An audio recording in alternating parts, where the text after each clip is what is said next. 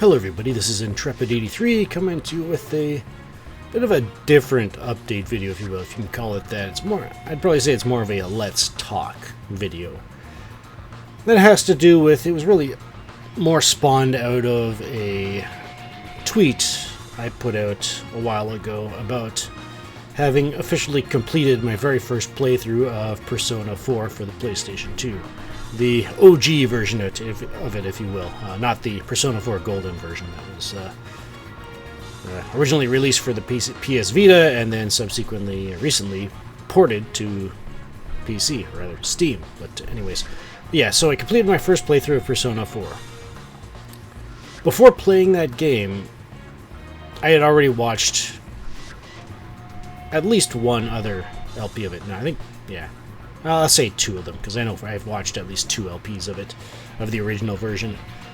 And I gotta say, it definitely still stands true that whether you... watching somebody play a game and playing it yourself can be two completely different experiences. Obviously, having watched other LPs of it, I knew all about the story and what was happening and all that and what was going to happen, that kind of stuff. And the battle mechanics, you know, and it's one of those things where you see, you know, you're outside of the out of the mix, so to speak, so you can see strategies that the people playing the game can't really, and you're tempted to, you know, call them out on it. And it's like, when you're in the middle of it, sometimes it's not so easy to notice those kinds of things. Just like I can't see the forest for the trees kind of situation. But anyway, so yeah, definitely an experience.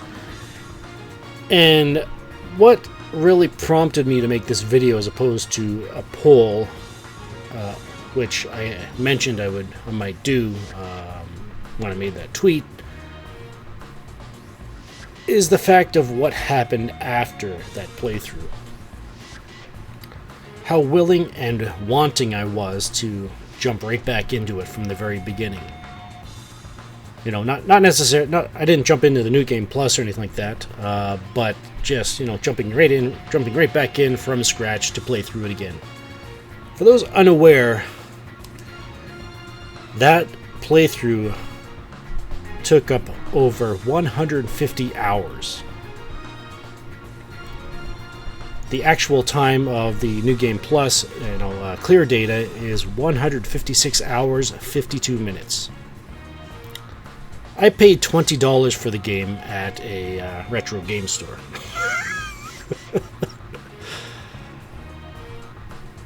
Anybody that puts value on, you know, buying a game and getting your money's worth, I'd say I got my money's worth, don't you? Not only was it 156 hours, almost 157 hours of, you know, my time and effort put into playing through that game, I wanted to go back in and experience it again.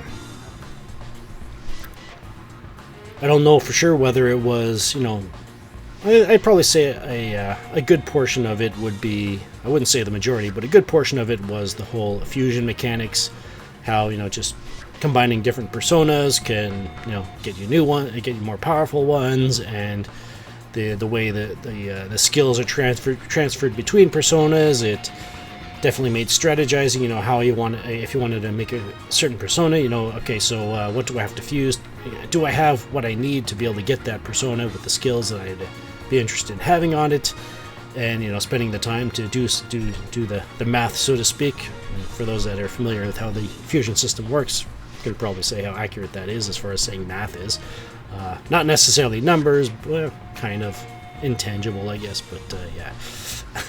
Just basically going through the formula, if you will, of how to get those skills over, and, you know, the best way to go about it and all that kind of stuff, you know. Do I have what it's needed? You know, can I fuse it with what I've got, kind of thing, without sacrificing I don't want something I don't want, and so on and so forth. So yeah, the fusion mechanics, very deep, and can be either as equally rewarding as it can be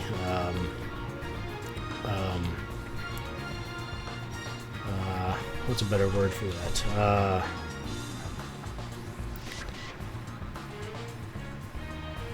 I do have a word on my mind, but I don't want to say it. I'll say it if I have to, if I can't come up with it. But equally rewarding as it can be, as it can cause your demise. I'll say that in the game. And causing your demise when you're the main protagonist. People who are familiar with the Persona, at least from Persona 3 up. I'm not sure if Persona 1 and Persona 2 did this. But yeah, if the protagonist dies in battle, it's game over. Your other party members, if they die, you can revive them and all that kind of stuff and keep going. But if the main character dies, it's game over. So yeah, that definitely puts an emphasis on trying to make sure you aren't, you're shoring up your defenses for him, kind of thing. I feel like a game, or rather a series like Persona, at least Persona 3 and up, can really make a strong point for the turn-based battle system. Obviously, turn-based battle systems in the past have gotten flack for, basically just press X to win kind of thing. Some games have tried to change it up by,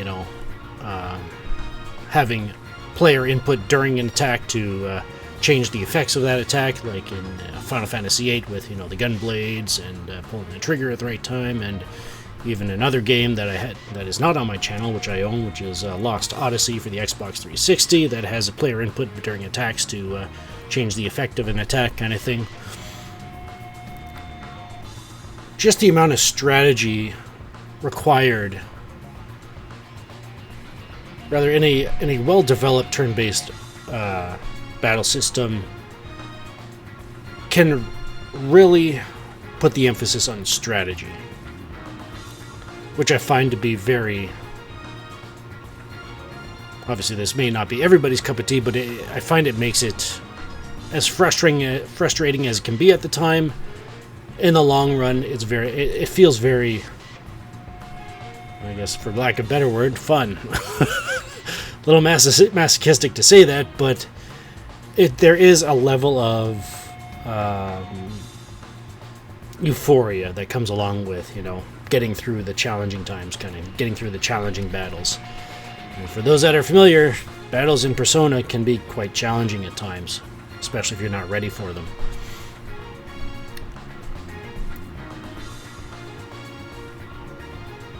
Now, originally the post I was going to make would obviously be about, Persona 4 as an LP on my channel versus Persona 4 Golden. And ultimately, thinking about it a bit more resulted in me making a video instead of a poll, because I feel it's not so cut and dry about it. Because I feel like I haven't watched an entire playthrough of Persona 4 Golden, but I have watched enough to know that I feel like there's enough difference between the two that having an LP of both of them could be a viable option. Enemy affinities in Persona 4 Golden seem to be quite different, or at least different enough from the original that I feel like it could potentially affect strategy quite a bit. I haven't played the game Persona 4 Golden myself, so I can't say for sure, but just of what I'm aware of, how different the affinities are for for the enemies, for at least some of them anyway, the ones that I've seen. I feel like it can make could potentially make a strong case for an LP of both of them at some point. How I go about it, I'm not sure. I may actually, should it ever come to it, I may end up doing just because of a certain, I guess you could say, downside of my Persona 4 playthrough, and that, when I had my dating option chosen kind of thing, I didn't really get all that amount of time to be able to spend time with them kind of thing. That's the same situation for any I guess you say, as the game calls them, social links. Same goes for any social link in the game, where if you max it out at rank 10, unless you've got extra time, which in the original Persona 4 there wasn't much extra time, at least in my playthrough there wasn't. to actually, you know, spend some time with them, kind of thing. And especially in the case of a girlfriend, you kind of want to spend time with your girlfriend sometimes, you know. There was a bit of a nice cherry on top, so to speak, with regards to, you know, there is a Christmas scene with your significant other, if you will, or with your girlfriend, which is nice. Short but sweet kind of thing. But again, comparing it to what I've seen of Persona 4 Golden, it definitely feels like there was something to be desired. I didn't get full Social Link. It wasn't a full Social Link run. I didn't use any particular guide, so to speak, beyond a priorities guide, which I made for myself. Basically doing the bare minimum of, you know, just focusing on social links and stats, and, you know, not doing any of the extra stuff in between, you know, like spending extra, you know, so like lunch dates with social links or friends to, you know, shorten the amount of, or I guess eat up some of the time it would take to rank them up to the next level. And yeah, by the time I got to the point where the final dungeon was unlocked, even if every social link I'd had was guaranteed a rank up every time I hung out with them, I didn't have enough time to be able to max them out before the end of the game. So I was like, alright, well. Even that being said, that was part of the reason. I mean, you'd think after 150 hours of playtime, something like that would make you like, you know, I don't want to play anymore kind of thing. But no, like I said, like I decided, you know what, I'm just going to go through I'm already here, I'm going to go through the end, see what it's like with my current with my current situation. And I beat it. And after I beat it, I wanted to play more. I wanted to play again from the very beginning, and, you know, try to, and basically just, you know, obviously I'd have to do things differently if I wanted to, you know, I wanted another run at, you know, full Social Link run, which obviously I ultimately started. Now, the whole point of me playing through it for the first time was to assess its viability for an LP, in case that wasn't clear enough. So yeah.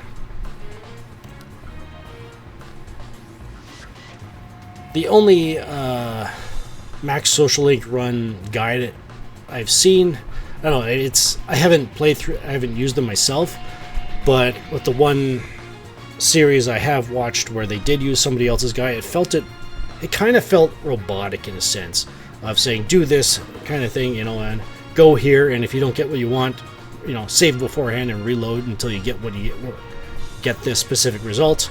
I don't really want to do that. It feels very robotic to me. And I feel like the way this game is, I don't want to take the emotional aspect out of it, because there are some very emotional moments in the game, and it's just, I'd feel like I'd be robbing somebody who has never played the game before, or who isn't aware of the story. I'd be robbing them of, you know, some amount of emotion going through that. But yeah, I guess you could say I'm trying to make an organic guide, if you will, that, you know, something very basic, you know, it just, rather than make, say, do this, say, make them more, keep it open to suggestions as opposed to as opposed to commands, kind of thing. So that being said, I feel like Persona 4 and Persona 4 Golden are both viable options for LPs in the future. The one thing that could impact such an LP, though, when it would happen, would be its rating. Obviously, it deals with Persona 4, and to a greater extent, and maybe even a greater extent in Persona 3 as well, the content matter. Just Persona 4, I feel like, isn't as extreme as Persona 3 can be, and Persona 5 as well, especially Persona 5, because of one particular situation near the beginning of the game that could be very, it's very dark, to put it bluntly. But yeah, just the ratings of it, M for mature. So 17 plus should not be playing the game.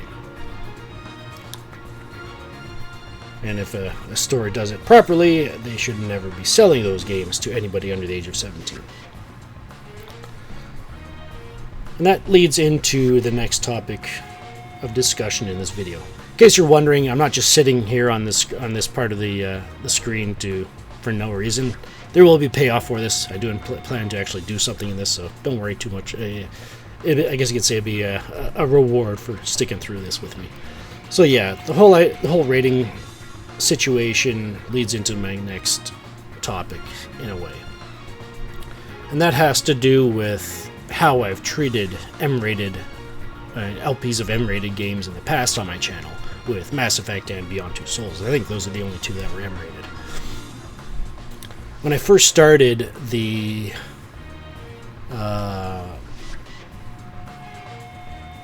flexibility, I guess you could say, on the creators' side for ads on their channels and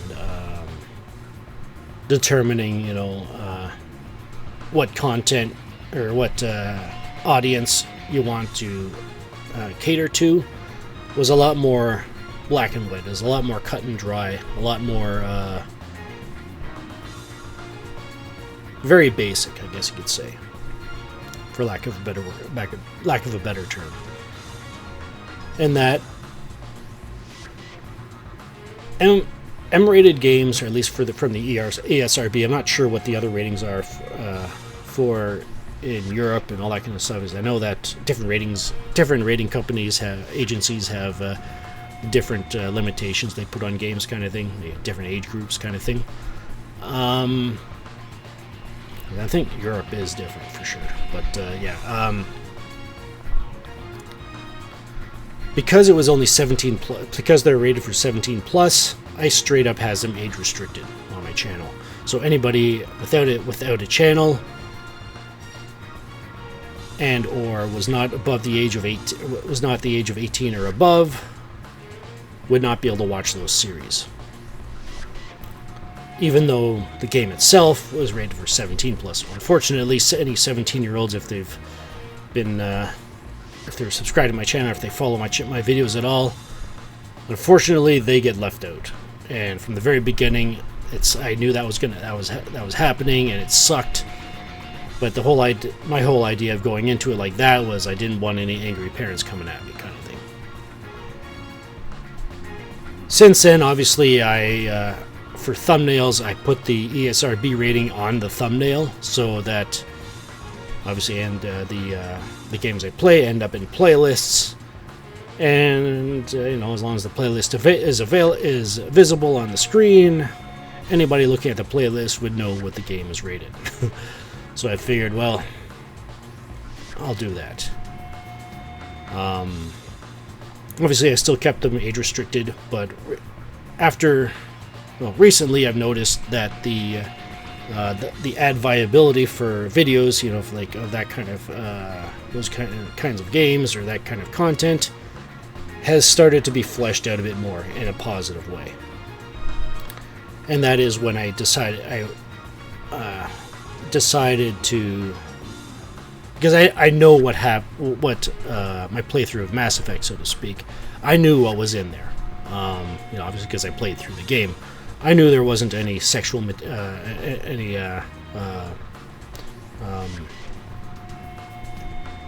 mature content. Not that. It's I guess sexual content is what the ESRB calls it. There wasn't any of that in the playthrough. So if you haven't watched that series, I apologize for spoiling it. But there's actually what I feel is a good reason for that. So I'd still recommend watching the series if you're curious about how that went. That being said, recently I have gone through and I have taken off the age restriction for the videos, because I felt, well, ultimately what a child is watching on YouTube is straight up the parents' responsibility to keep track of that. That combined with what it's like to watch an age-restricted video without being logged into a channel on YouTube, you can't watch it. So I was like, well, a subscriber that is of that age, but just isn't able to log in for whatever reason from a different source, and they want to watch the videos, I'd like to be able to provide that for them. I like them to be able to watch the videos from everywhere, anywhere, kind of thing.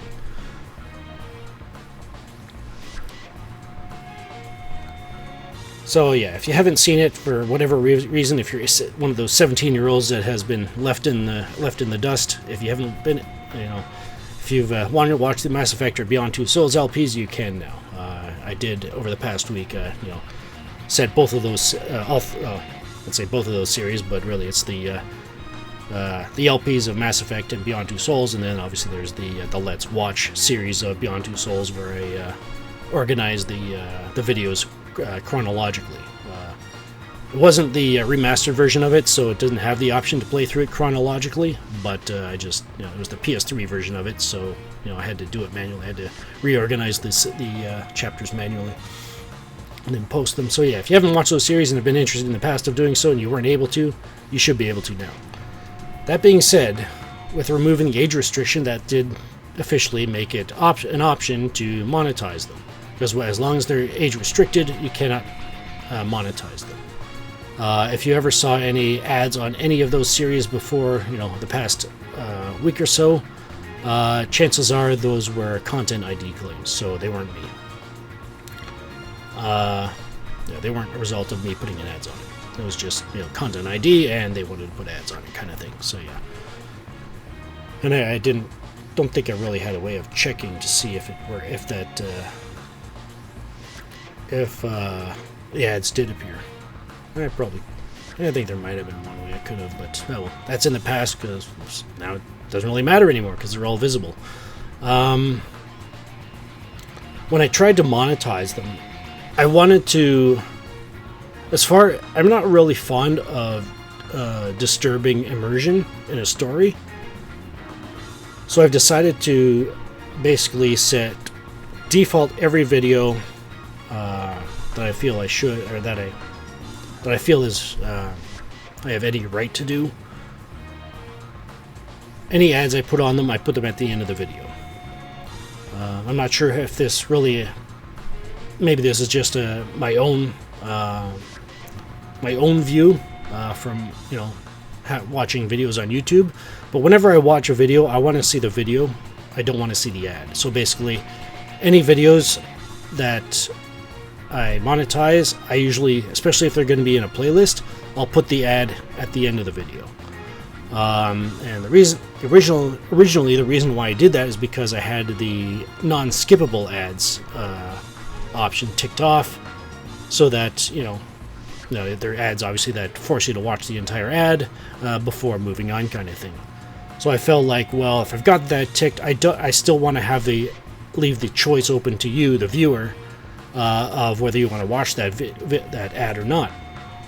So in a playlist, obviously, if it's at the end of the video, I'd figure, well, if you've already watched the video and you don't want to see the ad, and the ad is a non-skippable, you can just you can literally just click on the next video in the playlist and skip it that way.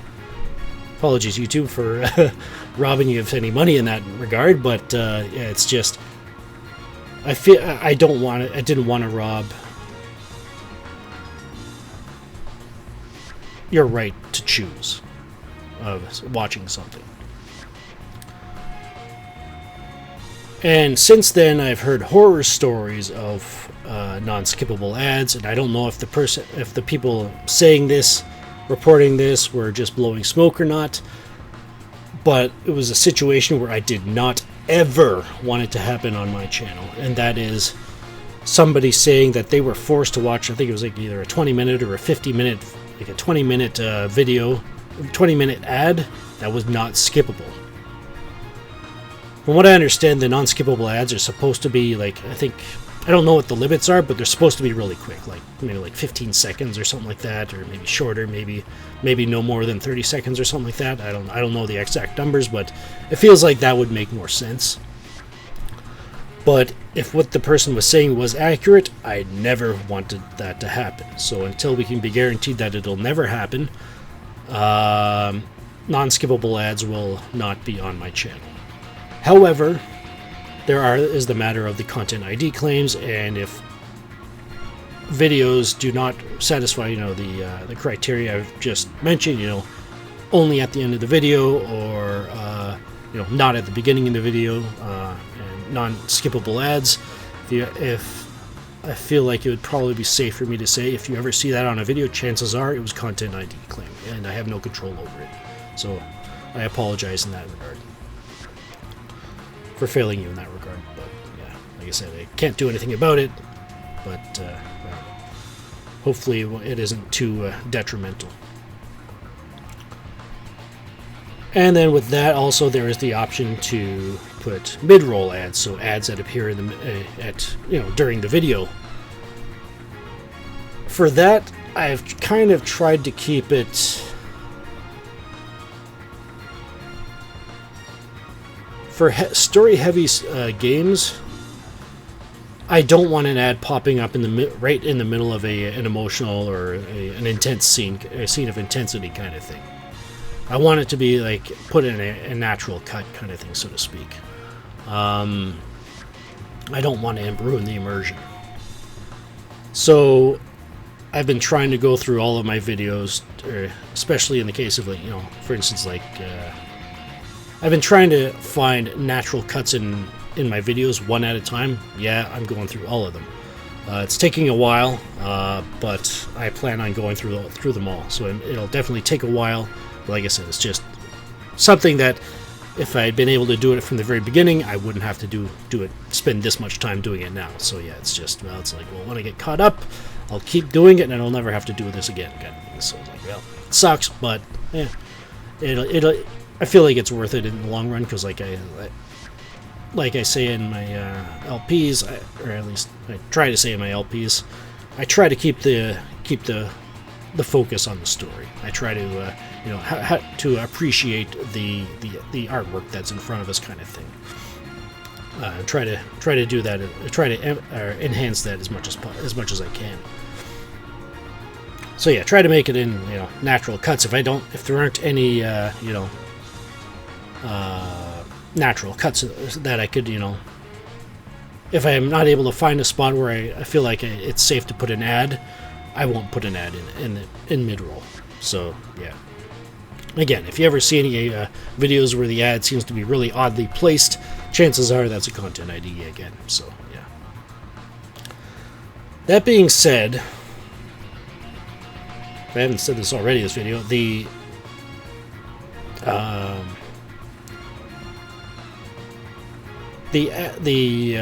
ad system recently, it has gotten better since the beginning. Now, and I ran into it, I was trying to monetize my Mass Effect videos, in that it was actually now asking me what was in the video. Like, I'll post a link in the video description of the options that are able to be chosen from, and so they've outlined they've given some outlines as to what does this constitute, and they give you some examples, kind of thing. I'll post that in the video description so you can take a look at that and see what it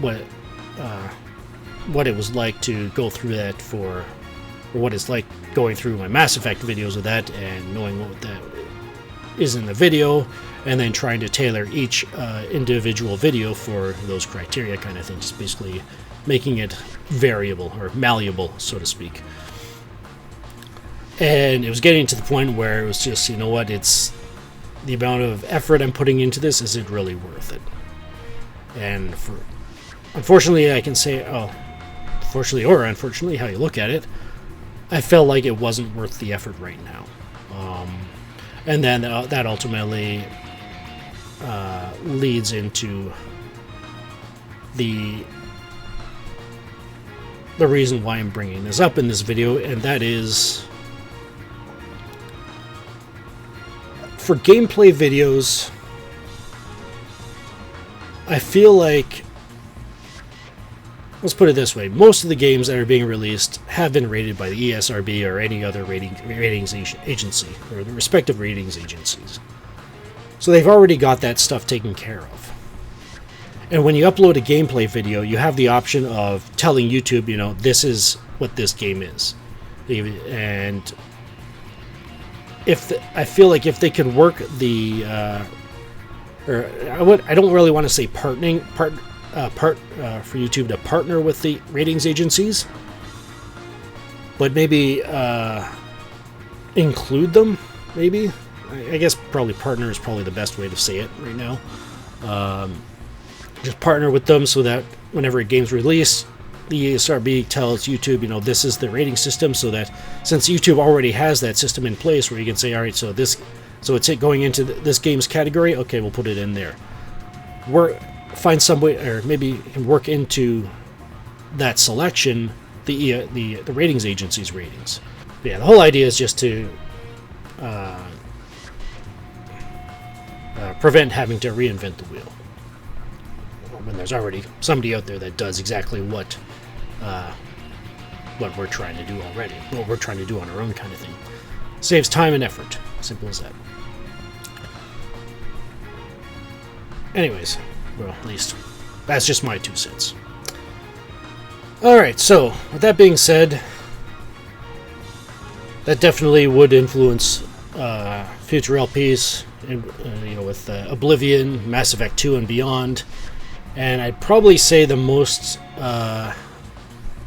one that would probably most apply to what I've discussed in this video would be Dante's Inferno. And what I've seen of the the criteria and the link in the video description about boobies, naked boobies. Obviously, the game is rated M as well, and at the beginning of the game, there is indeed a naked boobie on the screen. At one particular point, the person is dead, but yeah, it's obviously a very touchy subject, but it's artistically chosen, I feel like. So like it's that conflict, that conflict in me that I'll be facing, when I get to that series. Like, well, how do I describe this to YouTube that accurately, properly and accurately to them, so that it doesn't get taken down for inappropriate content, kind of thing. So yeah, it's like I said, it's Dante's Inferno. The beginning of it takes place in ancient Rome. So yeah, it's enough said, I guess. I don't know. In any case, I think that's pretty much it. As far those are obviously future rated M-rated projects. Can't really think. Yeah, I guess that's pretty much it. And yeah, so I think if you've managed to stick around in this video until now, you're awesome. Thank you very much. And I hope we can actually do something in this video now. So yeah, all right, let's go. I think I'm all equipped the way I want to be.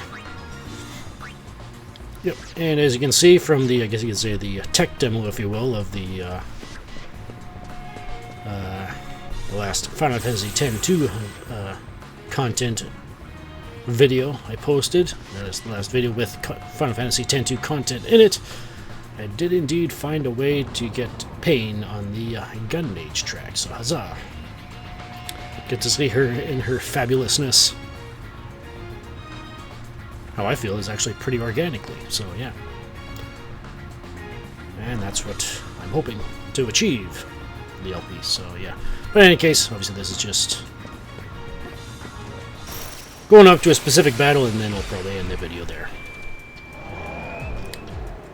Hey, dude. Let's go, Wings! Yeah! Ow. Alright, so the Behemoth. 1420 HP. Alright, not weak to anything. Absorbs thunder.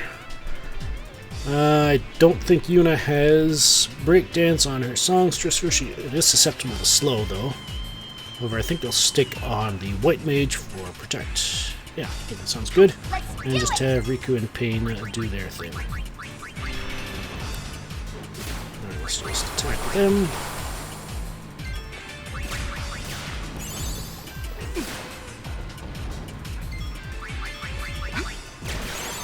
There we go, chain.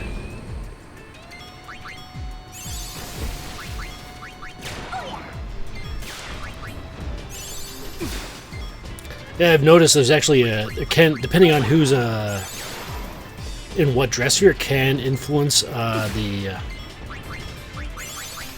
action, yeah, I guess you could say the action cycle for specific abilities. Like Riku's attack is slightly slower than Pain's, which is kind of interesting.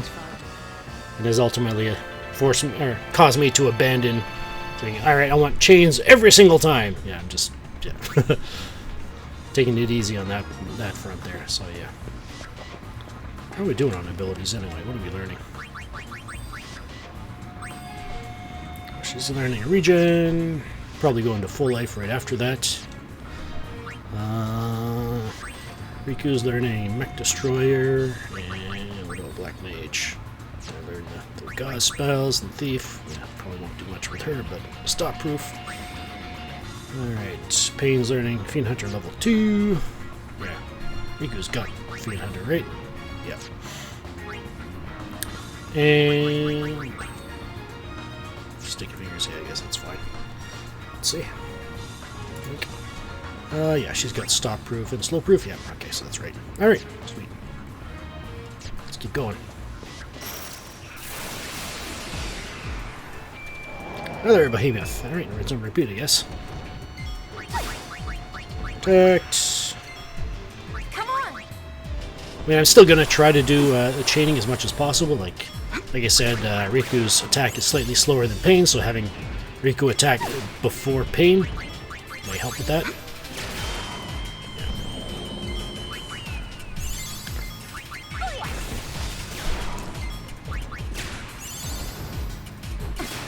Ow.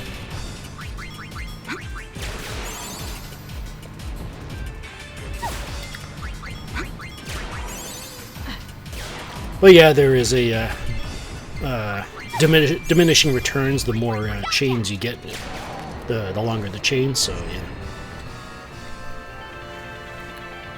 At least that's how I found it to be. Maybe different in the remaster or overall, but that seems to be the case anytime I've experienced it or made use of it or paid attention to it, so and such. Oh wow, we got a smorgasbord here. We got a Gecko, White Elemental, and Nashorn. Alright. How do I want to approach this? Alright, Gecko is weak to ice. White Elemental obviously absorbs ice, but weak to fire. And the Nashorn's not weak to anything, but it also does a lot of physical damage. Alright, slow is an option, but I think I'll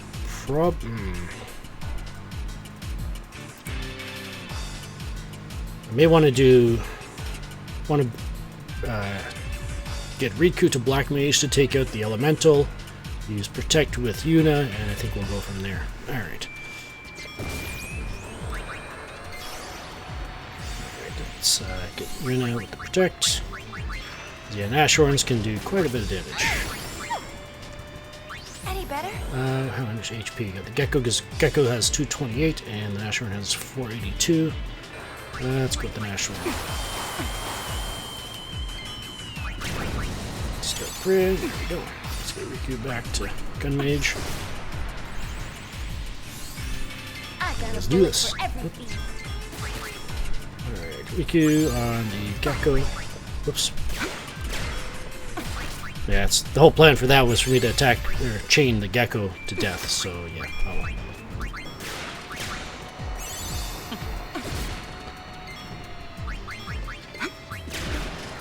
Alright, yeah, there we go.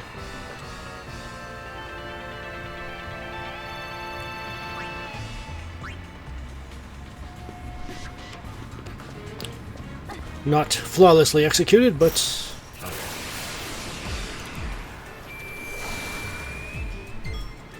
alright, rinse and repeat, I guess.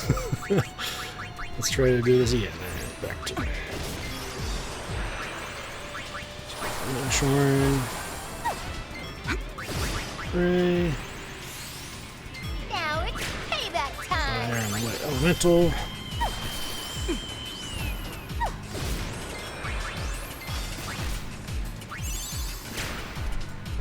Alright, let's see if we can do this properly this time. Back to Gun Mage, pray. Let's go to Nashorn again. Probably could have waited, but I don't know. Probably pretty close to being done anyway. Yeah, there it goes. Bye. There we go. I'm Yeah, ready again. for more. Didn't chain it, but still got it. Good enough. Aha! Found ya! We're not alone. Think we need a password? How about kick its ass?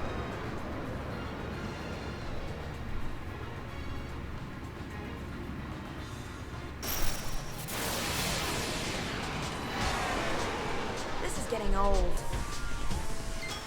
Alright, let's go with Protect with Yuna. And then get Pain and Riku over to Thief to do their thing. And then just start pelting away at it with... oh yeah, it's weak to element. It's weak to all elements except for gravity, so yeah.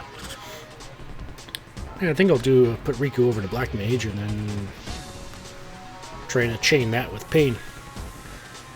Chaining with spells is a bit more challenging, obviously, because it's the cast time kind of thing. So I think I found a nice, I guess, time frame to initiate an attack to be able to chain a spell on top of it, kind of thing, which is really useful. Yeah, let's try to put that into use here. So let's get Protect up on everybody. Probably going to want to use a Cura on Pain there, maybe even multicast. But alright, so Riku, we want to get... Okay, I want them both over to Thief. Well, that didn't work. Good enough. Let's get Pain back.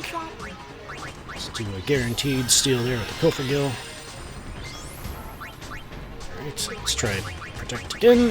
And hopefully she'll survive this time. Play it safe. Thief on Pain. Let's get Riku over at Black Mage. Pray. Steal Guardian Beast.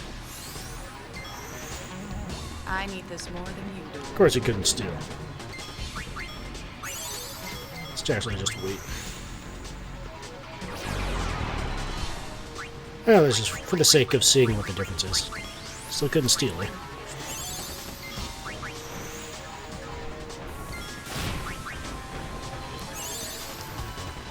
Come on, Pain, you can do it.